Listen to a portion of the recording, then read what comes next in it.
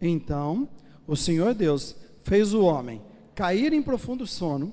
Enquanto este dormia, tirou-lhe uma das costelas, fechando o lugar com carne, e com a costela que havia tirado do homem, o Senhor Deus fez uma mulher e trouxe-a a ele. Disse então o homem: esta sim é osso dos meus ossos e carne da minha carne. Ela será chamada mulher, porque do homem foi tirada.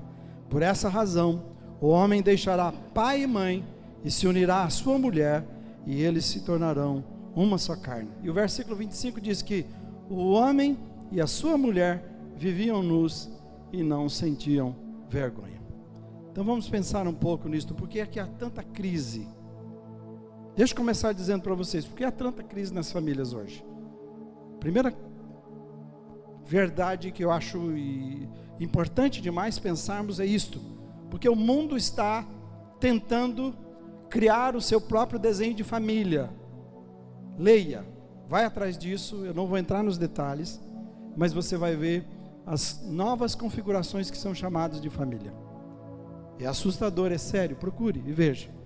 Mas eu quero me basear num estudo. Ao citar Ana Beatriz Paraná Mariano, não quer dizer que eu adoto e eu concordo com a conclusão, com a ideia, com a tese que ela desenvolveu. Eu estou citando porque ela fez um estudo, e no meio do estudo ela cita vários autores, e eu estou interessado não na conclusão dela, mas nos autores que ela citou, que são pessoas na área do direito. Ela diz assim, que está falando sobre a construção da família contemporânea, e que é a base para mim. Ela possui, Ana Beatriz, possui especialização pela Pontifícia Universidade Católica no Paraná em 2011, ela tem experiência na área de direito, com ênfase no direito privado. Então ela estava falando nessa área.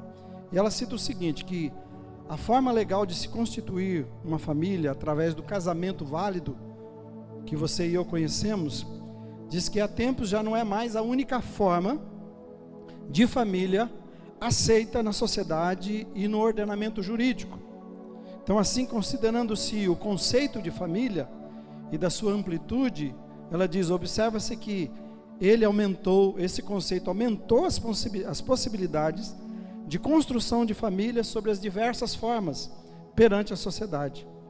Então ele diz assim, as famílias estão estruturadas, aí vem algumas palavras difíceis, as famílias estão estruturadas sob as mais diversas organizações, como patriarcalismo, que são homens adultos, os patriarcas, homens adultos que mantêm o poder, ou matrimonialismo, que para se tornar uma família o casamento precisa passar por um matrimônio, ou a monoparentalidade, que é a família tem somente um dos pais presentes, isso é considerado família, um dos pais presentes, e o maior número hoje é a mulher, o cara sai, vai, né? Fez filhos, ele vai e fica a menina e a mulher com os filhos. Então a maior parte, quem está sustentando essa família são mulheres. A outra configuração é a união estável, que é o concubinato, que você conhece, e também a união homoafetiva, que eu não vou entrar aqui no assunto e você sabe. O título do estudo que ela faz é As Mudanças do Modelo Familiar Tradicional, e olha só o que ela diz, e o afeto como pilar de sustentação dessas novas entidades familiares. É interessante que ela está falando de pilar, e está falando o que é que se torna o pilar agora, o que dá sustentação às novas famílias. É por isso que você precisa prestar atenção desse movimento que vai sorrateiramente entrando na sua casa, entrando nas escolas, e os nossos filhos, e os nossos membros, os nossos jovens, nossos adolescentes estão vendo, ouvindo, e se você e eu não soubermos e não dermos uma resposta a isso, então logo nós temos tudo isso tomando conta. E o pior, que a questão toda é a infelicidade das pessoas, das nossas famílias, porque tiraram o que Deus colocou no centro como pilar, o que é importante para Deus, como Ele desenhou e como Ele estruturou a família. Então, ela está dizendo, mudou o pilar de sustentação da família. Então, o pilar que vem ganhando espaço cada vez mais, não é a família tradicional que nós conhecemos, e nem a forma que ela se estabelece, mas afetividade, e aí abre um leque para muitas coisas acontecerem. Ela ainda cita Paulo Lobo, que é um doutor em direito civil, que diz assim: diante desse posicionamento, Paulo Lobo elucida que a família atual, aí falando do pilar, veja só, está matrizada, ou tem como modelo, como base, em paradigma que explica a sua função atual. Qual é? A afetividade. A função atual da família hoje é pensar na afetividade. Assim, o pior para mim vem isso agora. Enquanto houver affectio, que é a palavra, haverá família, unida por laços de liberdade e responsabilidade, desde que constituída na simetria da colaboração, na comunhão de vida. Havendo afeto, haverá família. Acabando o afeto, acaba-se a família. E a autora do estudo ainda cita que, nesse sentido, e aí a coisa vai agravando, surge uma nova forma de pensar o direito da família.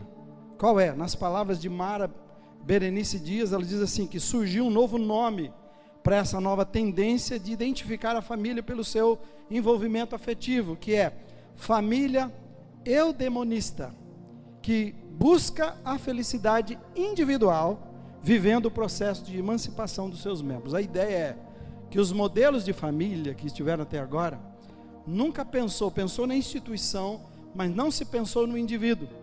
Claro, eu vou concordar com vocês que o machismo, que o autoritarismo, que homens que assumiram determinada posição que não tem nada a ver com a palavra de Deus e com o casamento e família, foi trágico mesmo. E a gente vê isso até hoje, até vê dentro da igreja. Então isso é sério. Mas o problema é que agora, e a mulher precisa ser respeitada, o indivíduo precisa ser respeitado. Só que o problema é que agora a gente vai para o extremo. Então agora joga tudo isso fora. A preocupação agora é o indivíduo, quem eu sou, como eu me sinto, e a minha felicidade, não importa como eu vou alcançá-la, como eu vou encontrá-la. Minha pergunta então, qual é o perigo fatal para as famílias nos dias atuais? O maior perigo, a questão toda, e é séria, é a mudança do pilar de sustentação. O que é que sustenta? O pilar de Deus é o matrimônio. Se você nunca entendeu por que casamos, ele é o pilar de sustentação, ele é a base de tudo. Casamento, esse comprometimento que nós fazemos, Deus diz, por isso o homem deixa pai e mãe. Deus estabeleceu assim. Então, nós entendemos que o pilar é o matrimônio, e o que mantém o casamento nesse pilar, é o amor ágape. O amor ágape. Essa é a grande diferença, já eu falo um pouquinho dele. Então, a mudança foi da instituição para o sujeito. Então, agora não me importa a instituição, me importa a pessoa, como ela se sente no meio disso tudo. Então, vamos destruir essa estabilidade que Deus criou, porque dizem que não foi Deus, é a sociedade que criou, que é uma sociedade que não leva em consideração as pessoas e o indivíduo e a felicidade. Então vamos destruir isso e colocar outra coisa como base, como pilar. Então o casamento, essa instituição de Deus, não é importante mais agora para constituir família. Importante é como eu me sinto. Então, a pessoa se junta com quem ele desejar, fica o quanto achar necessário nesse relacionamento, sai quando não quiser mais, e entra em outro relacionamento quando achar conveniente. Um parêntese, para um pouquinho para perguntar e para pensar, como é que está ficando a história dos filhos nisso tudo? Você está entendendo por que Deus está dizendo que é preciso o casamento, essa cerimônia, e essa cerimônia de aliança que é feita com Deus, é feita com o Estado, é feito com testemunhas, porque precisa de uma coisa que seja sólida, uma coisa que não pode ser levada por todo o vento, para que esses filhos, os filhos cresçam num ambiente saudável e seja a família que Deus planejou que seja. Vocês entendem qual é o ataque satânico e perigoso que nós estamos enfrentando? Quando a gente deixa para o indivíduo ser feliz e ele sair ou entrar quando não estiver feliz ou quando achar que uma outra situação pode fazê-lo melhor. Segundo, por que há tanta crise nas famílias hoje? Eu vou continuar desenvolvendo o que está no primeiro, mas nesse segundo. Vamos falar juntos? Porque o seu desenho é uma construção sobre areia. Primeiro, o mundo está tentando fazer o seu desenho. E o desenho do mundo é um desenho sobre areia. Jesus já nos alertou sobre isso ao comparar as duas construções. Ele diz assim: aquele que constrói a sua vida, aquele que constrói a sua família, aquele que colocar como base a areia, ele diz: quando vier os ventos, tempestades, ondas, vão abater e vão ser levados, vão cair. Por isso ele diz: é preciso construir a vida sobre a rocha. E quando ele fala construir sobre a rocha, construir sobre ele, sobre Jesus. É construir sobre a palavra de Deus, sobre os princípios de Deus, os valores de Deus. E nós estamos encharcados de um jeito, irmãos, que nós estamos cada vez mais adotando e aceitando. Nós não vamos fechar as portas para a igreja. A igreja deve ser sempre um hospital. Nunca vamos mudar isto. Mas a igreja é um lugar de vir pessoas doentes e saírem curadas. Mas não é lugar da gente ficar doente e pegar as doenças lá de fora. Não pode ser, irmãos, entende? Aqui não pode ser. Aqui nós não podemos ser um lugar de infecção hospitalar espiritual. Entende? As pessoas vêm infectadas, mas nós como cristãos precisamos ser curados e transformados por Jesus. As pessoas vêm doentes, são curadas e não saem com uma outra infecção na sua vida, porque não pode ser assim. Isso é sério. A rocha é Cristo, a rocha é a palavra. Então o pilar hoje não é mais o casamento e nem o amor. O pilar é o indivíduo e o afeto. Não é mais o casamento, a cerimônia, o comprometimento. É um indivíduo. O importante não é isso, sou eu.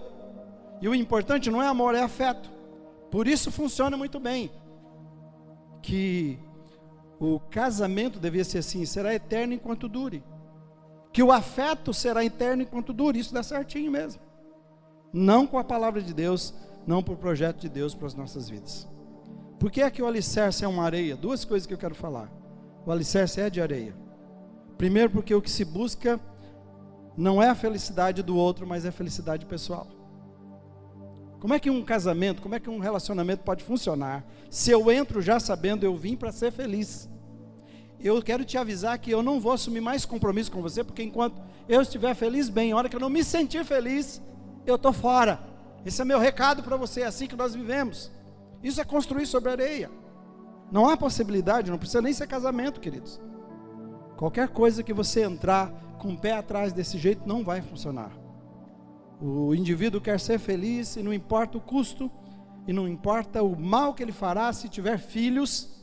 Por isso tem outros nomes dados para as famílias, onde o pai já vem com 2 filhos, a mãe vem de um segundo casamento com 3 filhos, e agora tem esses meio-irmãos juntos, que estão vivendo, e tem outras configurações mais complicadas que estão acontecendo cada vez mais.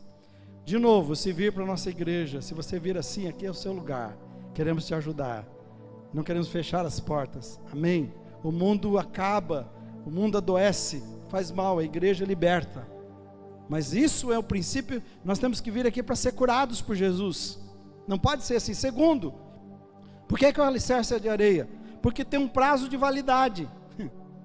No casamento, segundo Deus, não tem prazo de validade, a afetividade tem prazo. A autora citou Paulo Lobo dizendo que enquanto houver a afetividade, haverá família. Vou contar um segredo que não é segredo. Eu não sou Giannichini, tenho certeza disso.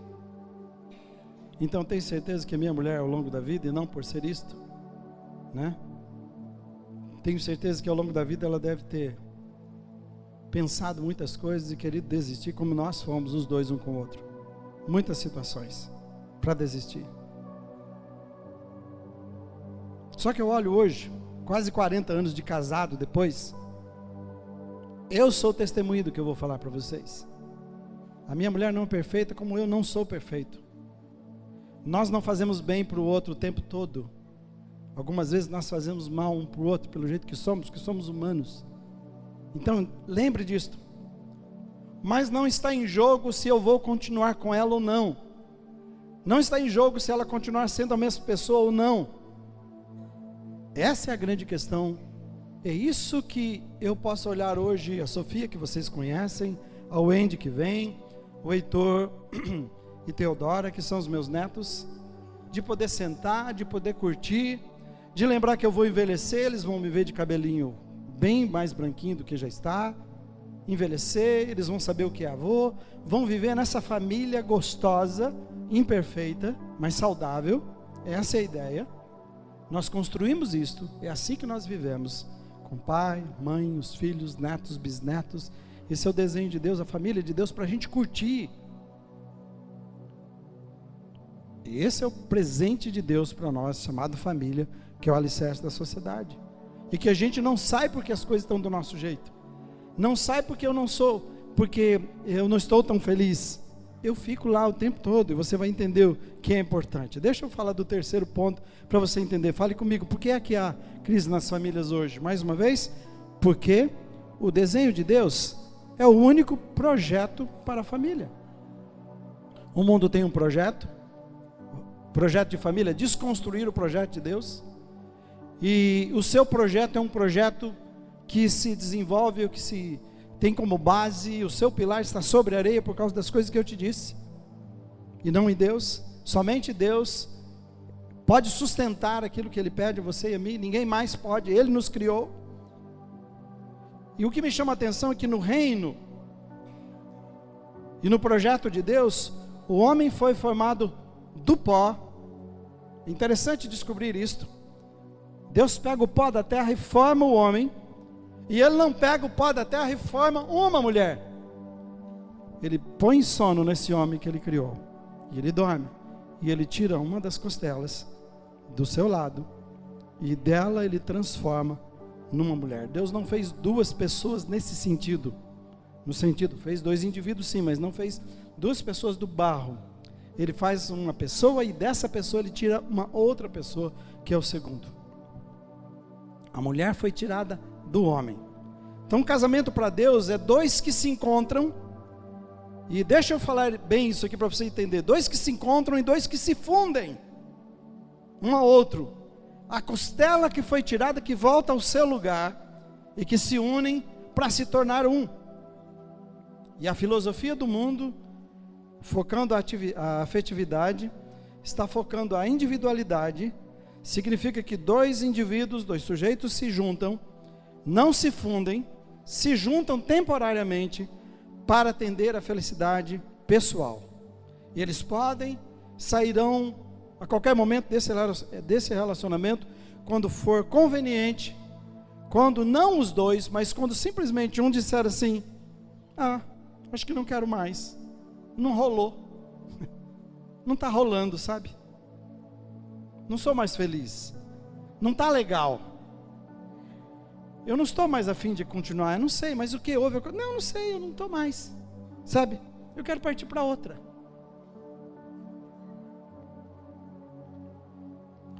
No reino de Deus,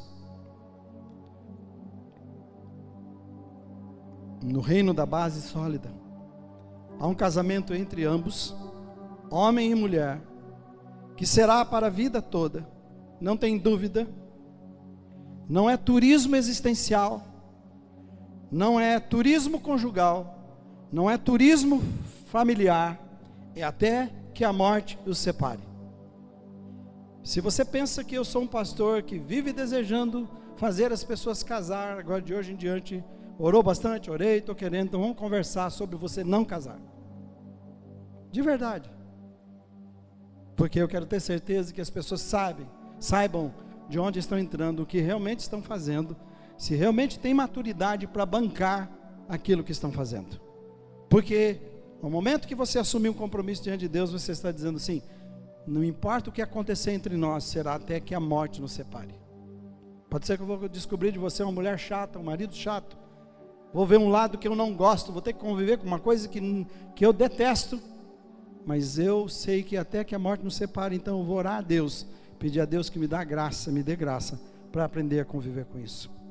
Então os dois, e aí vai um conselho: nós não casamos para ser feliz, irmão. Um avisinho para você: se você for casar para ser feliz, você está perdido, vai fazer muito mal para outra pessoa. Essa é a grande diferença com o mundo. Nós já somos felizes em Jesus, amém, irmãos? Amém, irmãos? Você acredita nisso? Amém? Porque o mal que você está fazendo para sua esposa, ou seu marido, ou namorada, é porque você não é feliz em Jesus. Você quer ser feliz com seu parceiro. Você quer que ele preencha o seu coração, preencha a sua vida. Ele jamais vai preencher, ninguém pode.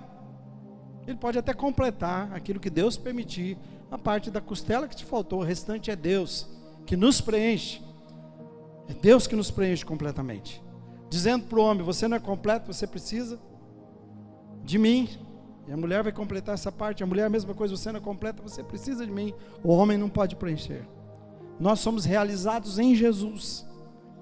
Então cada um entra no casamento não por afetividade, entra por causa do amor ágape, amor de entrega. Deus nos amou e entregou o seu Filho por nós. Jesus nos amou e se entregou por nós. E ele diz em Efésios que nós devemos amar como Cristo amou a igreja. Esse é o modelo. Eu e você também devemos nos entregar. Amor é entrega, é doação. Nós amamos e damos a nossa vida pelo nosso cônjuge, pelos nossos filhos, pelo nosso casamento, pela nossa família. Se você perguntar para mim se eu acho que foi mais fácil algumas vezes querer sair do meu casamento, foi. Algumas vezes eu achei que a melhor coisa era sair, adorava não, achei que essa saída. Mas eu tenho uma coisa muito séria na minha mente. A gente não sai assim, porque eu queria construir algo sólido para minha família. Por isso eu posso ouvir deles. Nós estamos seguros, porque nós vemos como você respeita e ama, como você age, e a minha mulher também, como você age e respeita, como vocês pensam o casamento, como respeitam um ao outro nesse sentido, como lutam para permanecer sempre firme na graça de Deus e ter essa base sólida, que é a família, que é a base da sociedade. Cada um entra não para ser feliz. Eu já sou feliz em Jesus, eu entro para te fazer feliz.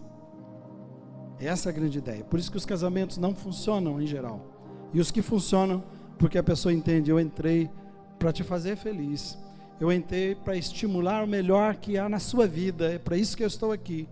Só que quando eu faço isso pela minha esposa faz isso por mim, aí a gente se encontra, aí a gente atende um ao outro, porque eu não entrei para ser feliz, eu entrei para fazer feliz. O amor de Deus é outro centralizado, ele não é autocentralizado. O amor de Deus, ele é altruísta, ele não é egoísta. O amor de Deus está olhando sempre para o outro, visando o outro, e não a si mesmo. Por isso então, quando você muda o pilar para o indivíduo e não para o casamento, instituição, e quando você muda do amor para a afetividade, anote aí, que dia que é hoje? Você lembra que dia é hoje? 1º de setembro. Se você quiser anotar como uma profecia, anote. Escreva essa data e espere para quando vai acontecer. A afetividade nos libera para formar família com quem nos sentimos bem. Ok? Escreva 2 coisas. Famílias vão ser constituídas de coisas, e famílias serão constituídas de animais. Ouça isso. A gente ouviu sobre um cara que ama a sua bicicleta e quis casar-se com ela. Afetividade não é mais família, tirou a base. Alguém que adora o seu cachorrinho, não estamos falando de relações, gente, não é isso, que adora o seu cachorrinho. Eu quero formar uma família com o meu cachorro, eu detesto gente. A afetividade abre para isso. Eu estou dizendo para vocês, escrevam, anotem essa data, e depois voltem a conversar comigo daqui a algum tempo, e você vai ver na mídia, dizendo sobre isto, pessoas que estão fazendo isto.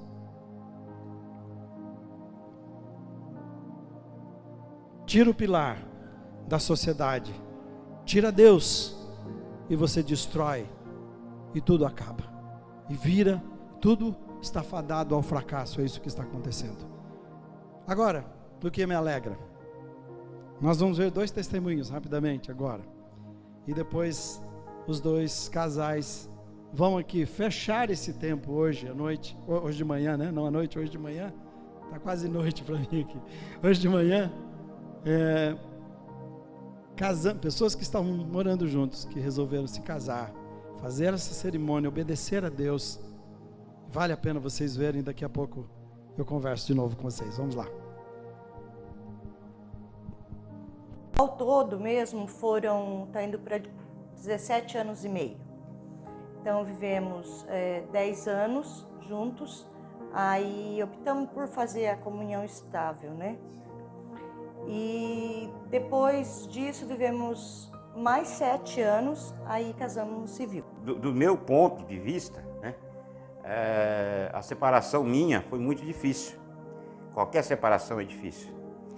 E então nos primeiros anos a gente se gostava, a gente pensava em realmente casar e ficar junto, mas foi difícil para poder acertar toda essa situação, por causa da minha família, o envolvimento também da família dela. Então nós demoramos esse tempo, na minha visão, né? Mas a gente sabia, principalmente eu, que não estava correto aquilo. Algo assim começou a mudar, né? O Espírito Santo tocou nossos corações e cheguei toda feliz e tal com o pastor, com o meu papel da união estável. Mas aí o pastor falou que não tinha como, né? Porque isso daí é uma coisa do homem, né? Então não tinha um significado realmente como uma certidão de casamento. Tinha uma coisa só, mas Deus sabe, Deus conhece meu coração, que coloquei para ele essa situação, né, da pensão, sabe, quando o Espírito Santo tocou, e foi através do louvor, que tudo na minha vida aconteceu através do louvor, até hoje. E foi aonde, sabe, é agora, sabe, eu tenho que tomar essa decisão, mesmo que haja percas, sabe. Falei, não, é agora, eu vou me batizar, eu vou casar. E Deus foi fiel comigo até naquele momento. Vale a pena, vale muito a pena ser obediente, você optar. Às vezes, assim, não tem nem que optar, porque Deus está lá, Ele está em primeiro lugar na sua vida, sabe? Você não tem que colocar Ele é ou não é. Não, Deus é. O casamento, para mim, hoje representa tudo, né? Eu amo a Márcia, né? E tenho certeza que ela me ama também, né? E uma situação de casamento, eu tive uma situação na minha vida, mas pela idade e pela situação que a gente vivia e tinha, a gente não tinha essa concepção de hoje, né? Então, o casamento é tudo, você tem que estar correto, você tem que ter uma pessoa para te apoiar, e perante Deus também, né? Você está correto com as coisas de Deus, né? E para a família.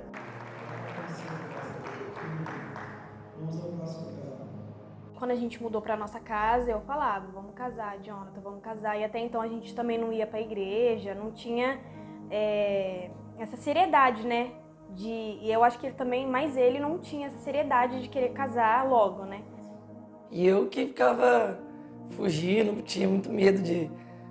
Pra mim, casamento era muito sério, eu ficava com medo de... Não tá casado, se não der certo, beleza, né? E eu sabia que se casasse, era pra vida toda. E aí, a gente sempre ficava orando para que Deus mandasse um casal de igreja que nos levantasse, nos desse força, porque até então a gente não estava conseguindo ir para a igreja, e quando ia nós não achávamos uma igreja legal, e eu também tive a minha crise de pânico, né, onde não conseguia ficar em nenhuma igreja, e aí foi onde, quando a gente tinha achado que tinha acabado tudo, assim, pra gente, foi quando Deus mandou a Natália e o Diego, né, que são daqui também, e foi onde que eles chamaram a gente para a igreja, dando conselho. E aí aqui eu perdi a minha crise de pânico, eu consegui ficar na igreja. E foi onde que ele abriu mais a mente do Jonathan, também a minha. E conheceu, né, que casar não é tão difícil assim, né? Apesar de que a gente já estava junto, né? E daí foi onde que ele decidiu casar e foi isso. Que eu recomendo. Porque hoje o mundo lá fora, quando fala de casar, o pessoal, na verdade, eles não recomendam, né? Casamento é difícil, mulher é doído, é treta, é confusão. Eu falo ao contrário. Eu acho que tem que abrir mão de muita coisa e pegar firme e viver a dois, né? Para as pessoas que viveram mesmo que a gente tem medo de se casar, eu acho que esse medo é um pouco mais de bobeira, de ansiedade, porque falar pra você assim que a gente só tem mais a ganhar do que perder, porque a bênção de Deus é maior na nossa vida e você sente a presença dele ali. É totalmente diferente, é só vivendo mesmo pra saber.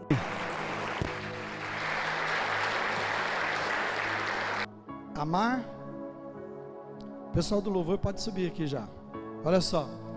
Amar o seu marido, amar a sua esposa para sempre, até que a morte separe. Vocês estão me ouvindo?